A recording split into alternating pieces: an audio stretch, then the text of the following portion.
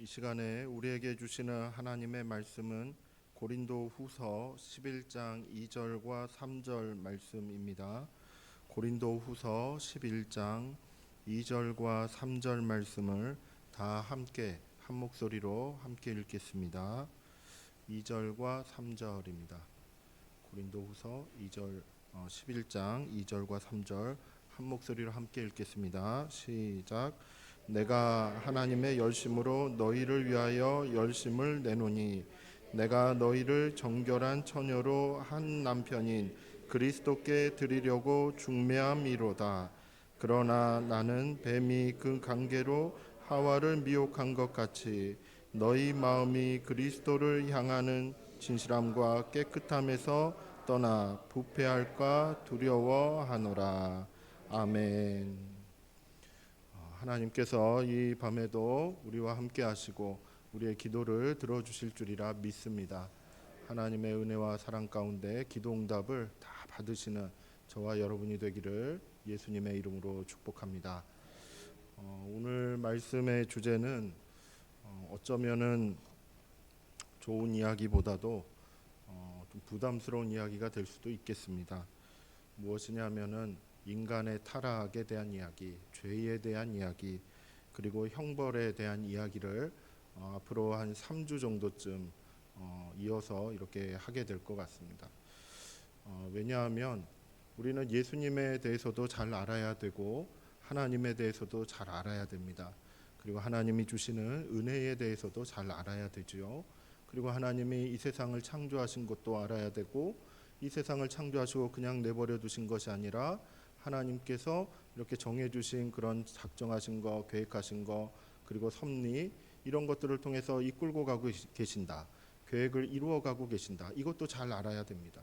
우리의 일상의 삶들 가운데서 이것이 어떻게 이루어져 가고 있고 진행되어져 가고 있는지 이것 또한 우리가 잘 분별할 수 있는 눈도 가져야 합니다. 당연히 다 가져야 돼요. 하나님에 대한 거 다 알아야 돼요. 물론 알려주시는 것만 알 수밖에 없겠지만 그래도 그것을 다 알아야 됩니다. 그런데 모르면 안 되는 게 있습니다. 모르면 안 되는 게 뭐냐면 이 세상에는 하나님만으로 물론 가득 차 있지만은 하나님이 원하시지 않는 것도 있다라는 것이죠. 하나님이 싫어하시는 것도 있다라는 것이죠. 하나님이 미워하시는 것도 있다라는 것이죠. 그거에 대해서도 알아야 됩니다. 그것을 내 안에 두어서는 안 되겠지만은 그래도 그것을 알아야 합니다. 왜냐하면 하나님이 미워하시고 하나님이 싫어하시는 거가 수시로 나를 유혹할 수 있고 수시로 나를 넘어뜨리려고 할 수도 있고 수시로 나를 공격할 수 있기 때문에 그것을 내가 모른 채 그렇게 살아간다라고 하면은 나도 모르게 넘어질 수 있기 때문에 그렇습니다. 그와 같은 것들이 나를 유혹하는 것이 그리고 나를 넘어뜨리려고 하는 것이 그와 같은 것들이 지금 보이는 것대로 이렇게 나에게 다가온다면 다 볼 수 있겠지요. 다 알 수 있겠지요. 그러면 잘 막아낼 수도 있겠지요. 그러면 우리는 실수하지 않을 것입니다. 우리는 넘어지지 않을 것입니다. 그런데 살다 보면은 우리가 경험 가운데 알 수 있지 않습니까? 우리는 넘어질 때가 있습니다. 실수할 때가 있습니다. 죄라는 거 물론 싫지만은 그걸 멀리해야 된다고는 알고는 있지만은 나도 모르게 죄 가운데 빠져 있고 거기에 휘둘리고 있고 그것 때문에 상처 입고 있고 이것 때문에 괴로워하고 있고 그러다가 하나님보다 더 이렇게 멀어지기도 하고 뭐 하나님의 음성이 들리지도 않기도 하고 막 이런 경험들이 있기 때문에 하나님이 미워하시는 것을 알아야 하는 것이죠. 그것을 분별할 수 있어야 합니다. 그걸 분별하지 못하면은 실제로 우리는 하나님을 향해서 그렇게 따라가고 하나님과 친해지고 하나님이 그래 나에게 알려주신 거 그래 잘 알 수 있다. 그래 나는 이제 하나님이 알려주신 거 이게 다 알았으니까 그대로 나는 잘 살고 있는 것이야 라고 생각할 때 갑자기 또 우리는 넘어질 수가 있다라는 것이죠. 모른 채 내가 왜 넘어졌지, 내가 왜 실수하게 됐지, 내가 왜 이렇게 안 좋은 모습으로 살아가고 있지, 왜 하나님과 멀어졌지, 원인조차도 모른 채 우리는 그 수렁에서 헤매일 때가 있다라는 것이죠. 그래서 우리는 오늘 이 주제처럼 타락함에 대해서 죄에 대해서 그리고 그에 대한 형벌에 대해서도 우리는 알 필요가 있습니다. 왜냐하면 하나님께서 이 모든 부분들을 사용하셔서 하나님의 영광을 드러내시기 때문에 그렇습니다. 하나님께서 이 죄라는 것도 사용하실 수 있고, 그리고 타락함에 대한 그와 같은 환경과 배경에 대해서도 하나님은 그 모든 것을 통해서도 하나님의 영광을 드러내실 수 있기 때문에, 이 모든 것이 나와 전혀 상관없는 별개의 것이 아니기 때문에 우리는 알아가야 할 필요가 있는 것이죠. 우리는 죄에 대해서 어려서부터 많이 배워왔던 것이 무엇이냐면은 에덴 동산에서 뱀이 하와를 이렇게 유혹했다라는 것부터 우리는 잘 알고 있습니다. 그 뱀이 이렇게 하와를 유혹해서 선악과를 따먹게 하고, 그리고 아담도 따먹고, 그러다 보니까 어떻게 됩니까? 인간이 죄 가운데로, 그리고 죄가 세상 가운데로 이렇게 쑥 하고 들어오게 되었다는 것이죠. 그 영향 아래에서 결국 하나님과의 관계도 깨지고, 서로 간의 관계도 깨지고, 그리고 온 세상과의 그런 관계도 깨어져 가는, 상처를 입게 되는 그와 같은 결과를 막 맺고 말았습니다. 그런데 어느 순간인가 우리는 이 죄에 대해서 무감각해지는 것이 사실이죠. 잘 생각 안 하고 삽니다. 실제로 우리 주변에는 죄가 많이 있습니다. 죄의 영향력들도 많이 있습니다. 그런데 우리는 거기에 대해서 둔감할 때가 많은 것이죠. 그렇기 때문에 이 안에서 우리는 쉽게 넘어질 수도 있습니다. 성경에는 이처럼 죄에 대해서 설명을 하는 부분들이 있습니다. 왜 죄에 대해서 설명을 할까? 이걸 생각해 보면 웨스트민스터 그 신앙 고백을 이렇게 정리한 사람들의 이야기에 따르면은, 성경 안에도 그 죄에 대해서 설명을 한 군데에서만 하는 것이 아니라 성경 전반에 걸쳐서 이 죄에 대한 이야기들을 쭉 하고 있고, 그리고 세상의 역사가 이렇게 흘러간다라고 했을 때, 인간의 역사가 이렇게 시작이 돼서 흘러간다라고 했을 때, 그 역사를 들여다봤을 때 거기에 죄의 흔적들이, 죄의 결과들이 너무나도 많이 보여지기 때문에, 그래서 죄에 대해서 알고 이해를 해야 세상에 흘러가는 그 역사에 대해서, 우리 주변에서 일어나는 여러 가지 그 상황과 그와 같은 일에 대해서 바르게 정리할 수가 있다는 것이죠. 이해할 수가 있다는 것이죠. 죄라는 요소를 빼놓고 과연 이해할 수 있는 그와 같은 부분들이 있을까? 우리는 때로는 죄를 갖다 이렇게 감싸려고 하는 그와 같은 부분도 있습니다. 왜냐하면 불편하거든요. 이것을 이야기한다는 것이 불편해요. 내 자신의 죄도 이야기하는 것이 불편합니다. 다른 사람의 죄는 더더욱 그렇죠. 잘못해서 싸움 나니까. 그래서 이야기하는 것 자체가 매우 불편할 때가 있습니다. 하지만은 우리가 영적으로 민감하고, 그리고 하나님과 더 가까워지고 우리가 거룩함의 그 같은 상태에서 생활해 간다고 한다면은 죄에 대한 그 느낌과 그와 같은 발견은 더욱더 명확해져 갈 수가 있다라는 것입니다. 그리고 그것을 무시할 수 없구나. 그것이 여전히 나에게 영향을 끼칠 수 있구나 라는 것을 우리는 깨달아 알 수가 있게 되는 것이죠. 오늘 본문에 있는 말씀 3절 말씀을 한번 보십시오. 3절 말씀 우리 다시 한번 읽어보겠습니다. 시작. 뱀이 그 관계로 하와를 미혹한 것 같이 너희 마음과 향하는 진실함과 깨끗함에서 떠나 부패할까 두려워하노라. 아멘. 이 말씀을 보면은 고린도 교회는 사도 바울이 복음을 전해서 큰 은혜 가운데 큰 은사도 경험하고 놀라운 일들을 많이 경험했던 그 큰 교회입니다. 그때 당시.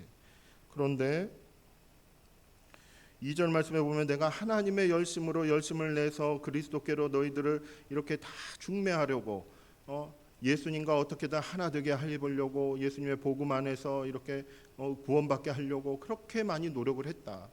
그런데 뱀이 그 관계로 하와를 미혹한 것 같이 예수님이 아니라 다른 어떠한 것, 사탄이 여전히 너희를 유혹하고 있다라는 거예요.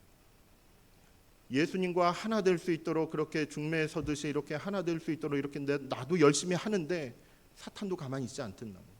사탄도 여전히 유혹하고 여전히 넘어지게 만들고, 분명히 세례도 받고 분명히 믿음을 고백했음에도 불구하고 포기하지 않고 넘어뜨리려고 공격을 하고 있다는 거예요.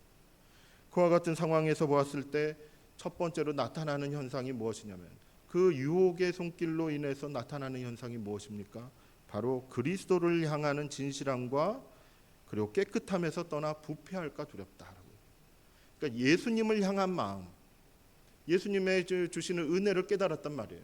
그 사랑과 그 대속의 은혜를 깊이 깨달았어요. 그래서 너무너무 행복하고 너무너무 감사하고 은혜 충만한 그런 삶을 살았지만은 그 마음이 부패해질 수도 있구나라는 걸 이야기하는 것입니다.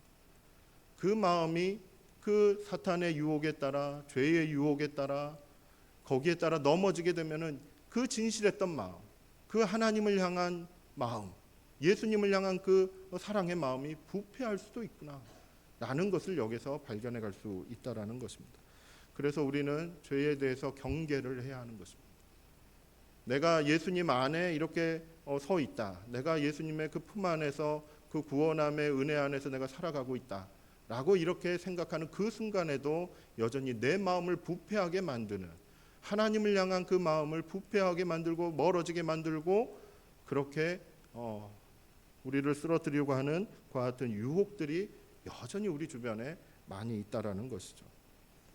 그런데 하나님께서 하와도 그리고 아담도 그리고 그 이후에 있는 많은 그 사람들도, 하나님을 아는 사람이든 모르는 사람이든 그 사람들이 죄라는 것을 짓고 이렇게 살아갈 수 있도록 그와 같은 환경을, 그와 같은 세상을 하나님이 허용을 하셨다라는 거예요.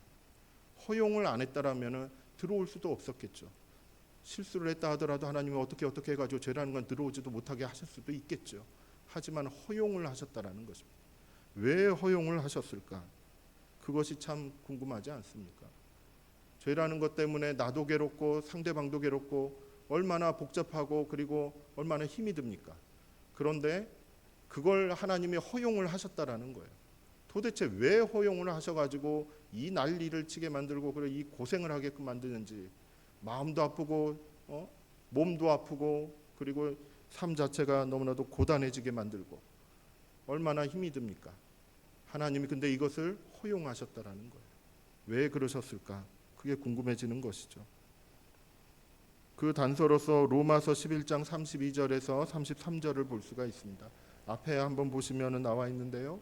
우리 한번 같이 읽어보겠습니다. 시작. 모든 사람을 순종하지 아니한 가운데 가두어 두심은 모든 사람에게 긍휼을 베풀려 하심이로다. 깊도다 하나님의 지혜와 지식의 풍성함이여 그의 판단은 헤아리지 못할 것이며 그의 길은 찾지 못할 것이로다. 아멘. 자, 이 말씀을 한번 가만히 보시면은 모든 사람을 순종하지 아니한 가운데, 즉 죄 가운데 이렇게 가두어 두셨다라고 얘기를 해요. 근데 그렇게 두신 이유가 무엇이냐면은 모든 사람에게 긍휼을 베푸시기 위한 것이다. 죄 가운데 두신 이유는 긍휼을 베푸시기 위해서 그 죄 가운데 있도록 허용을 하셨다라는 것이죠. 이것을 생각을 해보면은 하나님의 영광은 여러 가지 모습으로 나타날 수가 있는데 가장 우리에게 다가오는 하나님의 크신 영광은 바로 하나님의 그 긍휼의 사랑임을 믿습니다. 근데 그 긍휼의 사랑이 정말로 드러나게 되고 그리고 그 긍휼의 사랑을 통해서 하나님이 찬송을 받으시고 더 이렇게 확실한 명확하게 되는 것은 죄라는 그런 현실이 있기 때문인 것이죠. 이것이 하나님의 지혜인 것입니다. 때로나 하나님은 사탄이 굉장히 교활하고 그리고 관계도 있고 상당히 지혜롭다라고 얘기해야 될까요? 상상하지도 못할 것 같은 방법으로 우리를 유혹하고 넘어뜨리려고 하지요. 그런데 그것마저도 하나님은 사용을 하신다라는 거예요. 그것을 사용하셔서 더 크신 하나님의 사랑과 하나님의 긍휼을 나타내신다라는 것입니다. 그렇기 때문에 우리에게는 희망이 있는 것이죠. 우리가 죄의 유혹을 느끼고 거기에 때로는 좀 넘어질 때도 있다라는 거예요. 때로는 그것 때문에 좀 갈 길이 더뎌갈 수도 있다라는 거예요. 그것 때문에 우리는 너무나도 힘이 든 때도 있다는, 고난 가운데 빠질 때도 있다는 거예요. 그래도 우리는 그것이 죄 때문이란 건 알겠는데 그것을 통해서 하나님의 긍휼을 경험할 수 있게 된다는 거죠. 그것을 통해서 하나님의 그 돌보시는 사랑을, 구원하시는 은혜를 경험할 수 있게 된다는 거예요. 그렇기 때문에 우리에게는 희망이 있게 되는 것입니다. 근데 이 과정을 누가 알겠습니까? 이 과정을 누가 알겠어요? 내 자신이 죄에 대해서 내가 개인적으로 이렇게 대응하는 그 순간도 있지만 다른 사람도 그 죄에 휘말려 가지고 결국 나에게도 영향을 끼칠 수도 있는 것이잖아요. 실제로 우리가 그렇게 살고 있지 않습니까? 그 모든 관계들 가운데 어떻게 하나님이 긍휼을 나타내시고 하나님의 영광을 나타내실지 그 지혜와 지식을 우리가 어떻게 다 알 수 있겠습니까? 다만 우리가 믿고 의지하는 것은 하나님께서 이 모든 상황들 가운데서 하나님의 영광을 드러내시고 하나님의 긍휼을 우리의 삶 가운데, 그리고 이 죄로 인해 고통받는 모든 인간들에게 하나님은 그 영광을 나타내 보여주신다라는 것입니다. 이것을 꼭 그려보시기를 바랍니다. 지금 나를 좀 괴롭게 하고 나를 좀 힘들게 하고 나를 불편하게 만들고 하는 그 같은 사람들이 혹시 주변에 있습니까? 있을 수 있잖아요. 근데 그 부분을 통해서 하나님의 영광이 나타나기를, 하나님의 긍휼이 나타나기를 여러분 꼭 기도하시기를 바랍니다. 그리고 그와 같은 이 현상을 통해서, 상황을 통해서 하나님이 어떻게든 그 상황들을 이끌어 가실 때 우리가 그 인도하시는 모습을 잘 목도하고 믿음으로 소망 가지고 한 걸음씩 따라갈 수 있도록 우리의 심령을 하나님 붙잡아 달라고, 나의 심령을 다시 한번 꼭 좀 붙잡아 달라고, 그 죄의 유혹에 넘어지지 말고 다시 든든하게 서서 하나님 인도하시는 대로 따라갈 수 있도록 꼭 붙잡아 달라고 기도하시기를 바랍니다. 여러분, 죄에 빠지게 되면은 사람은 어떻게 됩니까? 타락한 상태가 됩니다. 이것을 타락이라고 얘기하죠. 여러분, 죄의 결과는 타락한 상태라고 말할 수 있습니다. 그런데 이 타락한 상태는 과연 어떠한 상태일까라고 생각을 해보면 가장 먼저 떠오르는 것은 바로 아담과 하와이지요. 아담과 하와는 하나님께서 이렇게 만드신 다음에 보시기에 참으로 좋았다라고 이야기했습니다. 말씀하셨죠? 그래서 아담과 하와의 최초의 모습은 정말 거룩하고 의롭고 정말 깨끗하고 하나님 마음에 꼭 드는 그와 같은 상태인 것입니다. 그런데 죄에 빠지게 됐어요. 하나님의 말씀을 어기게 됐고 그리고 유혹에 넘어가고 말았습니다. 그랬을 때부터서는 이제 무엇이 생기게 됩니까? 이 거룩함이 사라져가는 거예요. 이 깨끗함이 사라지는 것이에요. 이 의로움이 없어지는 것입니다. 이것이 타락한 상태인 것이에요. 타락한 상태는 거룩함을 잊어버리는 것입니다. 의로움을 잃어버리는 것입니다. 이와 같은 모습을 우리는 원시의, 그러니까 최초에 가졌던 그 의를 잃어버렸다라고 이렇게 표현을 하는 것이죠. 그런데 이와 같은 그런 의로움을 잃어버린 것은 사람이기 때문에 잃어버렸다라고 이야기하지 않습니다. 오히려 죄의 유혹에 빠져서 죄를 지음으로 말미암아 내 상태가 타락함에 이르러서 하나님께서 이렇게 영광 가운데서 완성해 놓으신 그 이렇게 이루어 놓으신 그 거룩함과 의로움을 훼손시키게 되는 그와 같은 형태로 나아가게 됐다라는 것이죠. 그러면은 여러분들께 한 가지 좀 여쭤보고 싶은 게 있습니다. 지금의 내 모습은 지금 의로운 상태 그대로 있습니까? 하나님께서 나를 지금 의로운 상태 그대로 이렇게 놔두고 계십니까? 아담과 하와가 최초에 이렇게 의롭다 여김을 받을 정도로 깨끗하고 거룩한 상태로 있었다라고 했을 때 그 상태로 내가 지금 복원이 된 거나 다름없습니까? 어떻게 생각하십니까? 나는 지금 의로운 상태에 있습니까? 아니면 거룩함을 잃어버린 그와 같은 상태에 있습니까? 알면서 왜 물어요? 알면서 괜히 물어. 이렇게 말씀하실 수 있을 것 같아요. 우리는 사실 의롭지 못합니다. 우리의 본질은 쉽게 죄에 노출이 됩니다. 쉽게 유혹에 넘어집니다. 이것이 우리의 상태예요. 우리는 실질적으로 죄인된 상태에 살고 있습니다. 하지만은 우리가 그래도 하나님 앞에서 의롭다라고 이렇게 인정받을 수 있는 것은 그리스도의 보혈이 우리에게 있기 때문에, 그리스도의 보혈이 우리에게 있기 때문에 그거 보시고 의롭다라고 이렇게 인정을 해주시는 거죠. 그리스도의 보혈이 없으면 우리는 의로운 존재가 결코 될 수가 없습니다. 여전히 죄에 휘말려서 여전히 부족한 상태, 연약한 상태에서 쉽게 넘어질 수밖에 없는 그와 같은 존재들이 저이기도 하고 우리들이기도 한 것입니다. 이것을 우리는 인정할 필요가 있어요. 나도 연약하고 우리 모두 다 연약한 존재들인 것입니다. 누구는 더 낫고 누구는 덜 낫고 아니에요. 똑같아요. 똑같습니다. 똑같이 다 연약한 거예요. 그저 하나님 주시는 은혜 가운데서, 그저 하나님이 이렇게 인정해 주시는 그 은혜 가운데서 의인처럼 이렇게 그냥 여기고 살아가는 것이죠. 그 은혜에 감사하며 그렇게 살아가는 것입니다. 여러분, 우리가 의로움을 잃어버리는 그 상태, 그 타락한 상태에 나타나는 현상이 하나 있습니다. 그것은 뭐냐면 하나님 앞으로 나아가는데 부끄러워지기 시작한 거예요. 두려움이 생기기 시작한 거예요. 어색해지기 시작한 거예요. 만약 여러분 하나님 앞에 나와서 기도하자, 예배드리자, 그리고 하나님의 말씀을 읽고 묵상해보자, 깊이 내 모습도 여기서 한번 좀 발견해보자, 그렇게 여러분들 한번 다가간다고 해보세요. 마음이 활짝 열리십니까? 하나님 앞에 내가 딱 있었을 때 마음이 활짝 열리고 하나님 이리 오세요. 저는 하나님 다 맞이할 수 있어요. 정말로 그럴 수 있나요? 그렇지 못할 때가 있다라는 것이죠. 정말 하나님 말씀 앞에 이렇게 읽고 묵상해 갈 때 정말 내 모습이 정말 깨끗하고 내 모습이 정말 부끄러움이 없고 정말 온전한 상태, 그 상태로 내가 발견될 수 있어. 그럼 얼마나 좋겠어요. 근데 그렇지 못할 때가 있다라는 것이죠.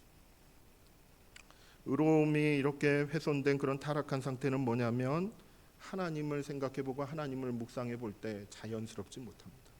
자유롭지 못합니다. 뭔가 죄송한 게 있는 거예요. 뭔가 미안하고 뭔가 부족하고 여전히도 하나님 앞에 참 죄송하다, 부족하다 이것을 느낄 때가 있다라는 거예요. 또 어떤 현상이 또 나타나냐면은 하나님이 나한테 뭘 말씀했는지 모르겠다라는 거예요. 나한테 지금 무슨 말씀을 하시지? 내 삶 가운데, 내 생각 가운데, 내 계획 가운데 하나님이 지금 나한테 뭘 가르쳐주고 계시지? 하나님의 뜻을 모르겠다는 거예요. 심지어는 하나님의 음성이 들려진다 할지라도 그래 이것이 바로 하나님의 음성이지 하지만은 내가 숨고 싶은 마음이 든다라는 거예요. 아담과 하와가 그렇지 않습니까? 하나님의 음성을 들었어요. 근데 그 앞에 당당하게 나갔습니까? 못 나갔어요. 숨었다라는 이야기예요. 하나님의 말씀이 들려오지만은 그 말씀 앞에 내가 당당하게 하나님 제가 여기 있습니다. 이렇게 얘기할 수 없는 그런 상태. 이 상태가 타락의 과 같은 모습이다 라고 보시면 됩니다.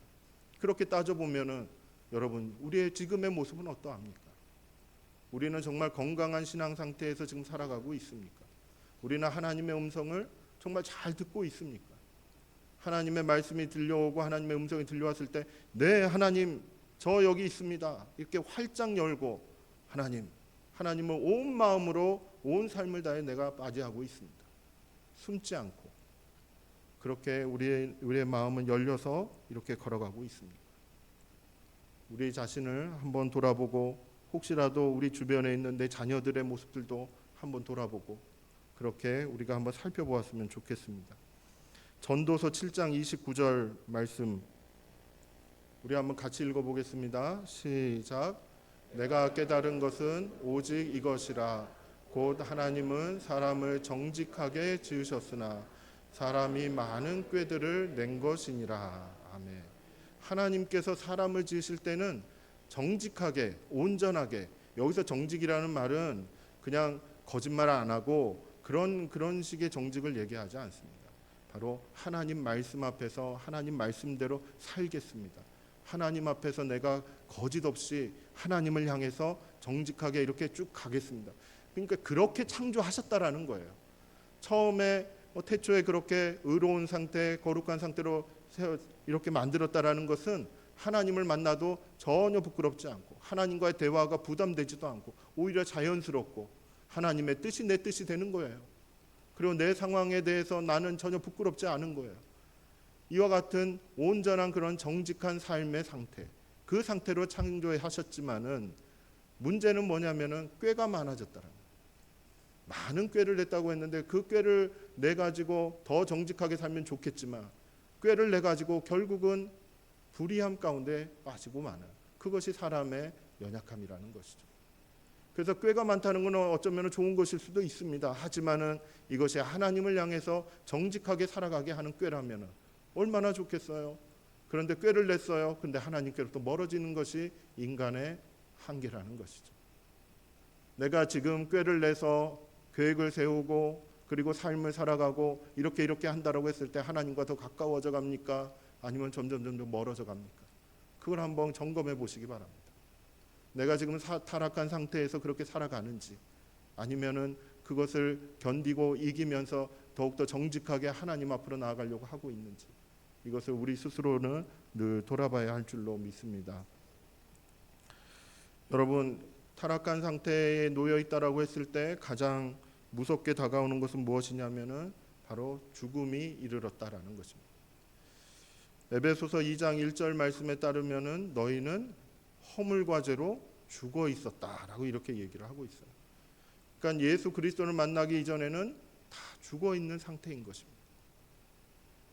허물과 죄로 이렇게 죽어 있는 상태인데, 그 죽어 있다라는 상태는 뭐냐면은 좀 약해졌구나, 좀 병들었구나. 그래서 이것이 그래도 괜찮은 부분이 좀 남아 있고, 그래도 좀 힘든 부분도 좀 남아 있고, 이것이 좀 섞여 있구나, 이런 걸 얘기하지 않습니다. 죽어 있다라는 것은 마치 좀비와도 같은 거예요. 생명이 없는 상태에서 그저 걸어 다니는 그와 같은 모습을 얘기하는 것입니다. 허물과 죄로 죽어 있다라는 그 말은 하나님과의 영적인 교제가 완전히 끊긴 상태에서 그저 육체만이 이렇게 걸어 다니는 그와 같은 존재로 살아가는 것을 이야기하는 것이죠. 바로 영적으로 사망의 상태에 이르렀다라는 것, 이것이 타락함의 결과인 것입니다. 죄의 결과인 것이죠. 죄 가운데서 죽어서 부패한 상태로 살아가는 것을 얘기하는 것입니다. 마치 세상에서는 돈도 좀 잘 벌고 지위도 이렇게 좀 갖기도 하고 겉으로는 멀쩡하게 이렇게 화려하게 보이는 것 같은 모습들이 있죠. 하지만 영적으로는 죽어서 이렇게 걸어다니는 사람들이 많다는 것입니다. 그의 생각과 그리고 그가 가지고 있는 힘이라든지 어떤 지혜라든지 뭐 이와 같은 내용들이 다 부패해가지고, 다 부패해서 하나님을 향해서 정직하게 나아가는 것이 아니라 오히려 하나님과 더 멀어지는 그와 같은 상태에 놓여져 있다라는 것을 얘기하는 것이죠. 죄 가운데서 죽어 부패한 상태로 지낸다라는 것은 바로 사람의 그 모든 부분들과 기능들이 오염되었다라는 걸 얘기합니다. 하나님의 뜻을 준행하고 실행하는데 이것을 사용하지 않는다라는 얘기. 이기적인 욕망, 죄의 유혹에 거기에 사용하기 시작한다는 거예요. 나에게 있는 재능이라든지 자질들이라든지 어떤 여러 가지 능력이라든지 실력이라든지 이런 것들이 다 오염이 돼 있다는 거예요. 오염이 돼서 하나님의 뜻을 이루지 못하게 한다는 것이죠. 그 대표적인 사례가 하나님께서 힘을 많이 주셨다고 가령해 봅시다. 이거 가지고 약한 사람들 때리면 어떡합니까? 안 되는 거잖아요. 근데 그런 사람들이 우리 주변에 많이 있잖아요. 손과 발, 기억과 뭐 여러 가지 그런 나에게 있는 모든 자질들과 모든 혜택들, 뭐 어떤 힘들, 이런 것들로 가지고 하나님을 찬양하는 것이 아니잖아요. 죄로 인해 죽어 있는 상태는 내게 있는 모든 것을 가지고 내 마음대로 사는 것을 얘기하는 것입니다. 그것이 타락의 극치인 것이죠. 그런데 이 죄라는 것은 단순히 어떻게 물리적으로 외변적으로 이렇게 나타나는 그와 같은 거에만 영향을 끼치지 않습니다. 죄라는 것은 보이지 않는 것에도 영향을 끼칩니다. 보이지 않는 지적인 부분, 이성적인 부분, 그와 같은 부분에 오히려 더 교묘하게 영향을 끼치는 게 죄라는 것이죠. 그래서 사람들은 잘 깨닫지 못합니다. 오히려 자기 자신도 모를 때가 있는 것이에요. 왜냐하면 굉장히 논리적이고 굉장히 당연해 보이고 굉장히 어떻게 보면 자연스러운 그 같은 사고방식인데도 불구하고 이것이 하나님과는 관계없는 그와 같은 것일 수 있기 때문에 그렇습니다. 그래서 죄는 이성적인 부분, 지적인 영역에도 침투해 들어오는 부분들이 있습니다. 오히려 마음을 들여다보면 그 마음이 부패해져서 오히려 그 안에서 흔히 말해서 썩은 내가 나는 그와 같은 상태들이 있을 수 있다라는 것이죠. 예레미야서 17장 9절 말씀 한번 보여주시죠. 맨 위에 있죠. 우리 한번 같이 읽어보겠습니다. 시작. 만물보다 거짓되고 심히 부패한 것은 마음이라 누가 능히 이를 알리오마는. 눈에 보이지 않는 것이 마음이잖아요. 그런데 만물보다 거짓되고 심히 부패한 것이 바로 사람의 마음이다라고 라고 이렇게 얘기하는 것이에요. 창세기 6장 5절에 보시면은 하나님께서 사람의 죄악이 세상에 가득함과 그의 마음으로 생각하는 모든 계획이 항상 악할 뿐임을 보시고 이렇게 얘기하십니다. 그러니까 마음으로 생각하는 어떠한 계획들도 다 악하구나, 이런 상태가 될 수가 있구나, 이 죄라는 것이 그 마음의 계획에도 영향을 끼치는구나, 이것을 우리는 확인할 수 있죠. 그리고 디도서 1장 15절 말씀 한번 보십시오. 우리 한번 같이 읽어보겠습니다. 시작. 깨끗한 자들에게는 모든 것이 깨끗하나 더럽고 믿지 아니하는 자들에게는 아무것도 깨끗한 것이 없고 오직 그들의 마음과 양심이 더러운지라. 이 말씀을 보면은 그 마음과 그리고 흔히 말해서 양심이라고 얘기할 수 있는 그 부분까지도 더러워질 수 있구나. 이 죄의 영향은 그 양심까지도 훼손시키고 그리고 사람인지 아닌지 막 이런 생각이 들 정도까지 너무나도 참담한 그와 같은 상황들로 이끌고 갈 수 있다라는 것이죠. 그런데요, 모든 사람이 다 죄악으로 빠지지 않습니다. 그 중에 몇몇은 그렇게 자기 자신을 내버려둔 채 마치 사이코패스니 소시오패스니 뭐 이와 같은 용어를 써가면서 죄악으로 지닫는 그와 같은 사람들이 있을 수도 있지요. 하지만 모든 사람이 그렇게 되지는 않습니다. 왜냐하면 하나님께서 막으시기 때문에 그렇습니다. 하나님께서 막으시기 때문에 이것이 우리에게 은혜가 되는 것입니다. 죄악 중에 산다 할지라도 그 죄악 중에서 살아가는 그 삶을 믿는 자들고 유지해 나갈 수 있고 이렇게 이 세상 가운데서 하나님의 영광을 드러낼 수 있을 만큼의 그 수준을 유지해 가게끔 하나님이 막으실 것은 막으시고 내버려 두실 것들은 내버려 두시고 그렇게 이 땅을 이끌고 가고 계신다라는 것입니다. 이것이 우리에게 있어 은혜가 되는 것이죠. 이것이 그래도 죄가 이 주변에 이렇게 다 둘러싸여져 있어도 그래도 내가 좀 견딜만 한 이유는 내가 그래도 하나님 믿고 의지하고 하나님의 긍휼을 깨닫고 그렇게 살아갈 수 있는 그 이유는 하나님이 막으실 것들은 다 막으신다는 것이죠. 다 그냥 그 죄 가운데서 다 죽을 때까지 다 내버려 두시면 아무것도 안 하시면 이 세상이 얼마나 혼란스럽겠습니까? 모든 공간에서 다 전쟁이 일어날 수밖에 없겠죠. 하지만 하나님은 그것조차도 허용하시지 않고 막으실 것은 막으시고 우리 믿는 자들로 하여금 하나님의 영광을 드러내는 삶을 살 수 있도록 붙드실 것들은 붙드시며 그 은혜로 우리로 하여금 한 걸음씩 걸어가게 하시는 것입니다. 여러분 혹시 이런 생각 가져보신 적 있습니까? 내가 죄인 중에 괴수다 라는 생각 혹시 가져보신 적 있습니까?